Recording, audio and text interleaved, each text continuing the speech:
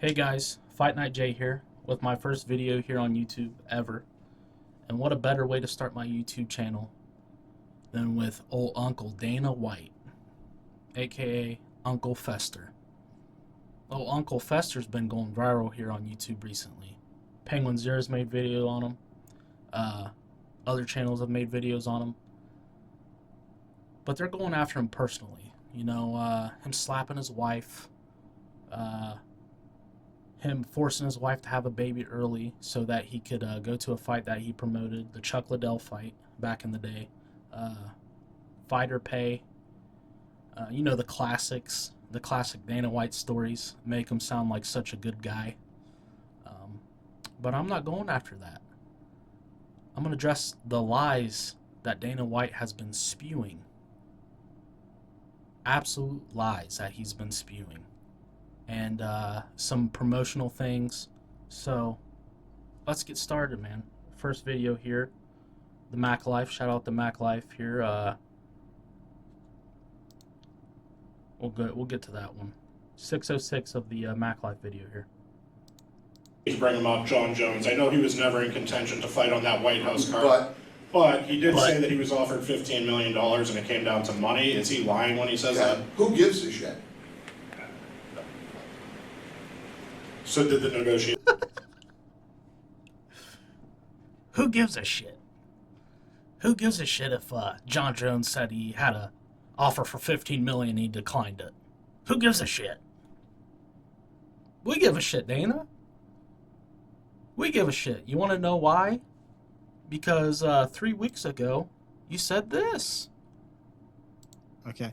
There is speculation, of course, that it's Jon Jones. No, it's not.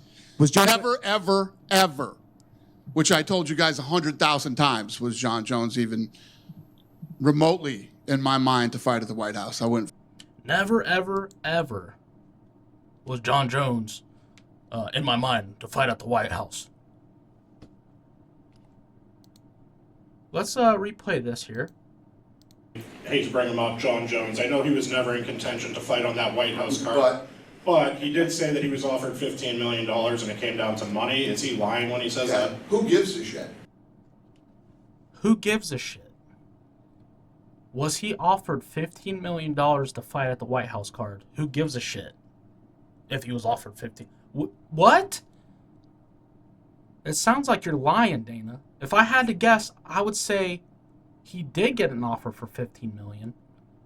And he turned it down because he's a duck and, you know, fruity and the rest of it. But why don't you just come out and say that? I think you're like a pathological liar, dude. Like, just tell the truth.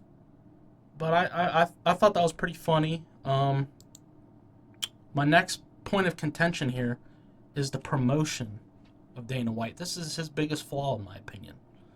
The promotional things that the UFC does now that is absolutely just atrocious. We'll go to 11. I think it's 11:01 here. All right. What do you got, brother? So I've seen a lot of fans and viewers Notice how happy he is here, by the way. online commenting or discussing what they perceive as a lot of AI-generated content in the broadcast that maybe wasn't in previous iterations of the UFC. Is this something that's coming with the Paramount deal, or just a new direction for the UFC, or do you have any insight on that? Straight to just being absolutely pissed off. Oh, let it play. Let it play. What does that mean? AI What does that stuff, mean? commercials, part of the promotional content, just AI in the UFC in general. I've seen fans complaining about. Oh, yeah? What are they complaining about? I guess What are they complaining about? He just told you. The AI promotion. What are they complaining about? Let me guess. Who gives a shit, right, Dana? I've seen people saying that the UFC should be paying artists instead of using generative AI, stuff like that. Give me a fucking break. AI is coming, and if we're using AI, who gives a shit? People are upset about it. We should use artists. So Now, I'm not saying that they should use artists. But what happened to, like, the generic music and, you know, the highlights of whoever's fighting that night?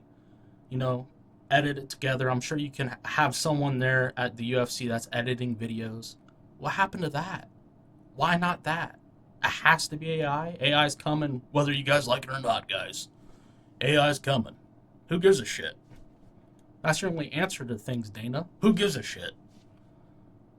My favorite who gives a shit was whenever Jones and Stipe was fighting, and he said, yeah, the winner of Stipe Jones gets Aspinall. It's guaranteed. And then John Jones retires after beating Stipe. Sorry, Stipe. I love you, Stipe. One of my favorite fighters. But he beat him. He's 42 years old. Like, he beat him, then he retired. Then Aspinall never got the fight that he waited years, like not years, but it felt like years, at least a year, he waited that long for. Who gives a shit? Right, Dana? Who gives a shit? But I got another video here. This just happened not too long ago. It's a step in the right direction, I guess. They have them in studio here. I think it's Michael Bisping and the other guy, I don't know, generic John Anik. The other John Anik. Yeah.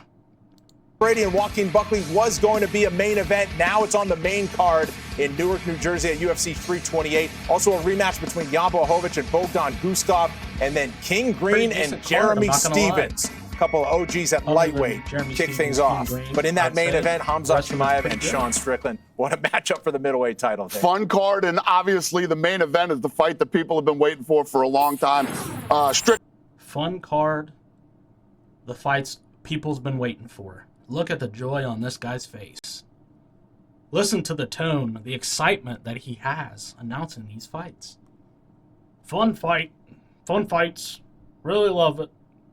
Strickland looked incredible in his last performance, and, you know, how much security do you think we're going to need from Chimaev? Quite a lot, Dana. You need to hire some extra people because Sean Strickland, as we know, the man's a maniac, but he deserves this shot. And then Michael Bisping rambles on for a while. We'll get Dana White talking here again, 7:43 the next time he talks. Back here to the Meta Apex and a main event, Dana. Yeah, Allen versus Costa. Featherweight fight, Arnold Allen and Melky Costa. Yeah, Arnold Allen. He talked for like 6 seconds there. And then this is how this whole video went. Dana would say like 2 sentences, and then Bisping would ramble on about the fights. This is his promotion now. I know I'm not the only one that sees how bad this is. I've seen other YouTube MMA channels. Obviously, the Guru's just absolutely destroyed Dana in the past couple years. But man, I'm tired of it, dude. I'm tired of it. I'm tired of seeing this, you know, absolute lack of care towards a product I really care about. Here's another thing I found was pretty interesting. This interview just happened today. It was some kind of NASCAR thing. But they're talking about Zuffa boxing. And this guy asked Dana, where did boxing go wrong? And this is Dana's response to that. But what happened? I saw all the mistakes that boxing made. As a boxing fan, when we built the UFC, I took all the things that I loved about boxing and all the things that I hated about boxing in building, you know, the UFC. And now, I mean, if I apply it to boxing, how does it not work, right? Yeah. How does it not work? If I apply it to boxing, how does it not work, right? This is how it doesn't work, Dana. Jai Opataya, absolute Chad, great fighter. I love him. He lost his IBF championship belt because he's a Zuffa fighter. Now, do I agree with the 15 different belts? And no, I don't. But this guy really cares about being undisputed, having all the belts, and he got stripped of his belt for going over to Zuffa. Why? Because Dana absolutely shits on all the promoters in boxing, all the people that are responsible for these belts. He shits on them. No wonder.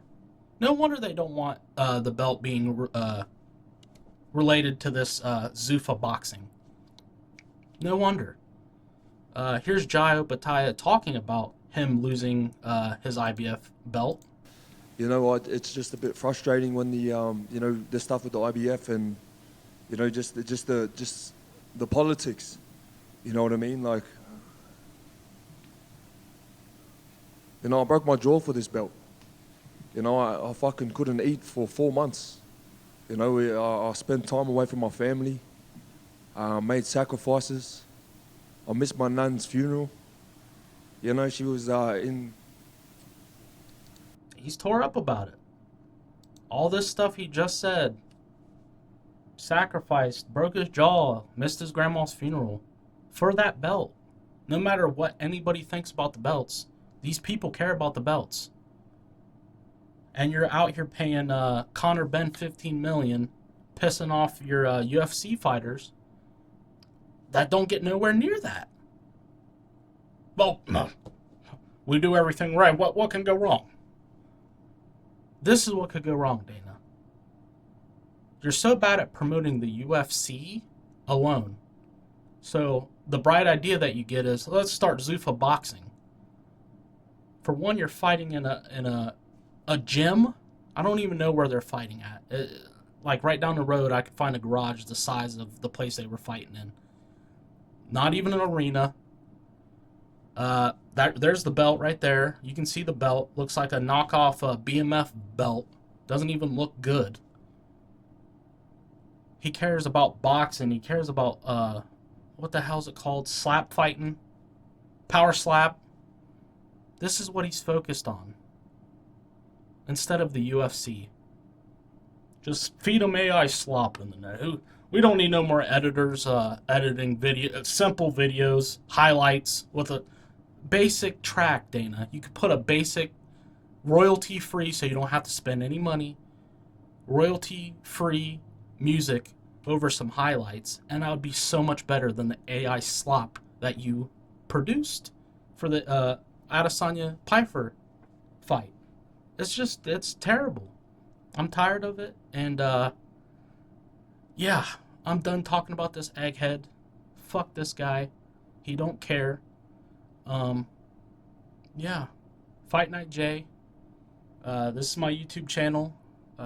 If you made it this far, like and subscribe.